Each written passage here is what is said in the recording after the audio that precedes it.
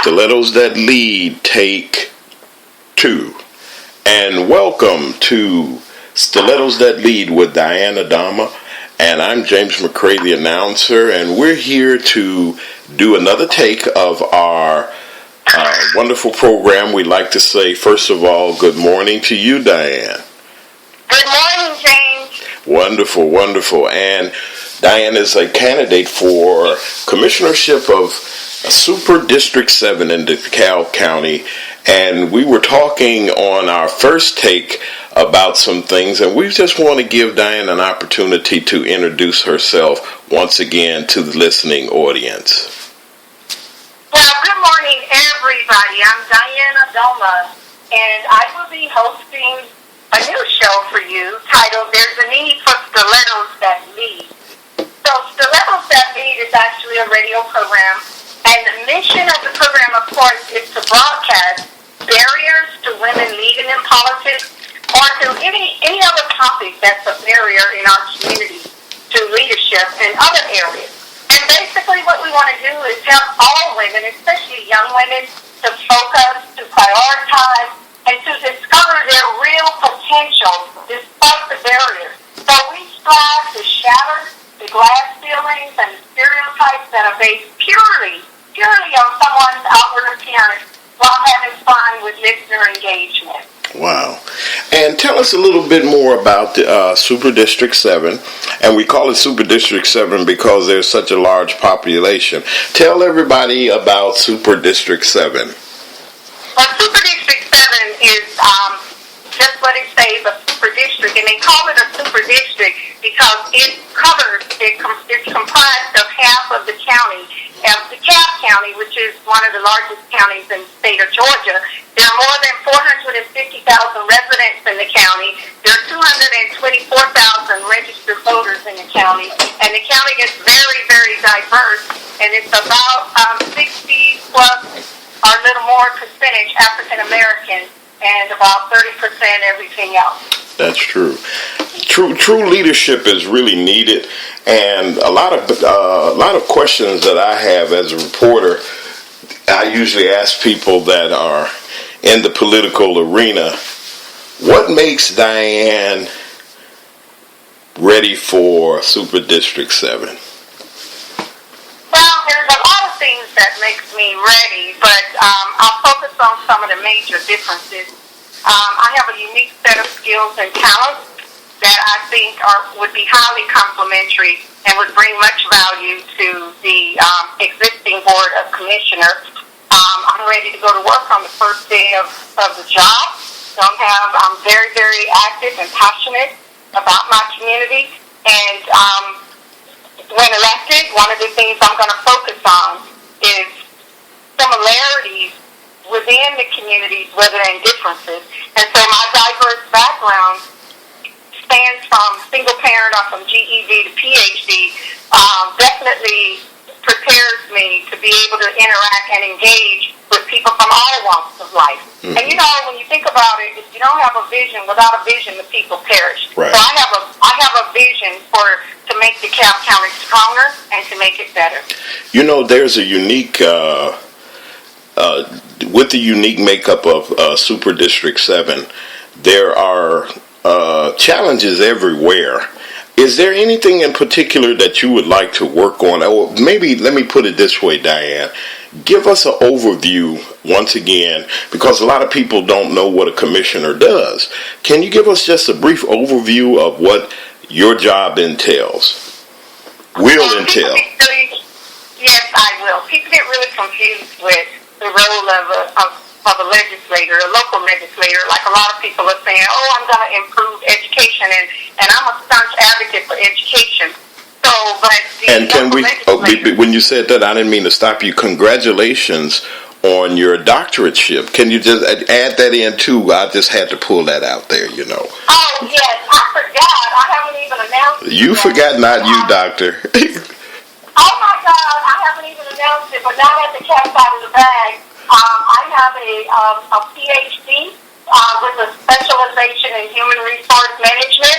Just published my dissertation, and the title is A Correlational Study, Transformational Leadership Style and employee trust in small business organizations in the state of Georgia. So I am officially now Dr. Azoma. Well, Doctor. Although I won't graduate till August. Well, that's wonderful. We'd like to congratulate you on that. Although that this is our test sample, but we would just like to put that in that we do congratulate you on your academic achievement. Thank you. Now, you can continue. I apologize. Okay. And so I think we were talking about some things that I would want to focus on. The job of the commissioner is to actually, you work with zoning and coding, responding to constituent complaints and problems and concerns. You deal with anything local, the roads, the infrastructure, the water, all of those things fall, the sanitation, the sewage, the water, local ordinances, beautifying the county, all of those fall under the role of the local legislator. So you would be kind of like the go-to person in Super District 7 to kind of like address and to hopefully get those issues solved. Yes. Wonderful, definitely. wonderful. On the campaign trail, you're a campaigner extraordinaire, and I wanted to just touch on that a little bit.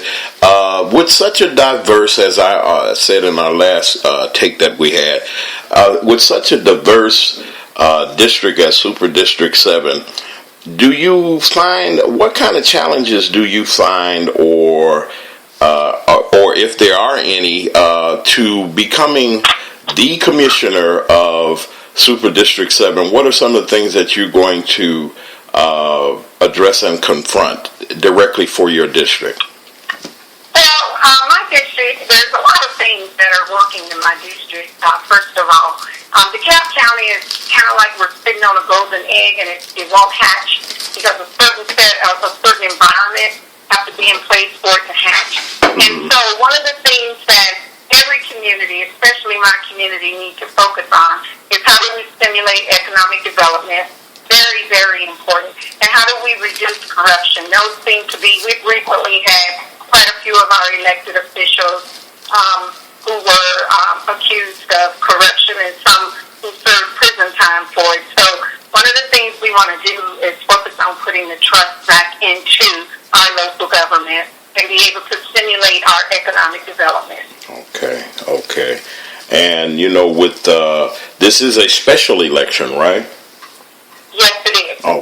Okay. And we just wanted to let our audience know that early voting is coming up soon. We're going to give you all of the polling places, any appearances that Diane will be at. She will be announcing those so that you can actually come out and meet and greet her and her wonderful team, because we believe that Super District 7's residents are your team. Don't you agree? Absolutely. Okay, wonderful. Now we have a few more minutes that we're allotted on time right now, and we want you to take this opportunity, Diane, and just speak from your heart and talk to your constituents. So I just want the people out there to realize how important it is for you to be engaged in your community, and being engaged means you have a voice. You have some say-so in what happens in your community. And keep in mind that people have died for us to have the right to vote. Whether we like the outcome of the election or not, it is not as important as it is for us to actually cast a vote for the person who we think is the best leader. A mentor once told me is that any time in the United States, even with all the problems we have, we're still a great country. Because even with the problems we have, at any point in time that we don't like our situation, we can go and vote and change it. It's that simple as 1, 2, 3. We can go out and change anything we don't like. But if you fail to go to the polls, and if you go to the polls, for God's sake, everyone out there, research your candidates. People vote for their friends, people vote for, their coworker, but vote for the person that's going to do the best job. Vote for the person that's going to stimulate economic development.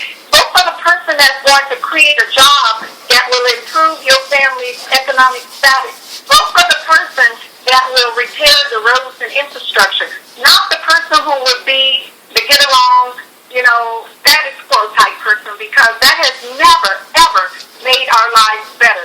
What improves the quality of our life is the ability to think outside the box, to think critical, and not be afraid to make a decision that may be unpopular.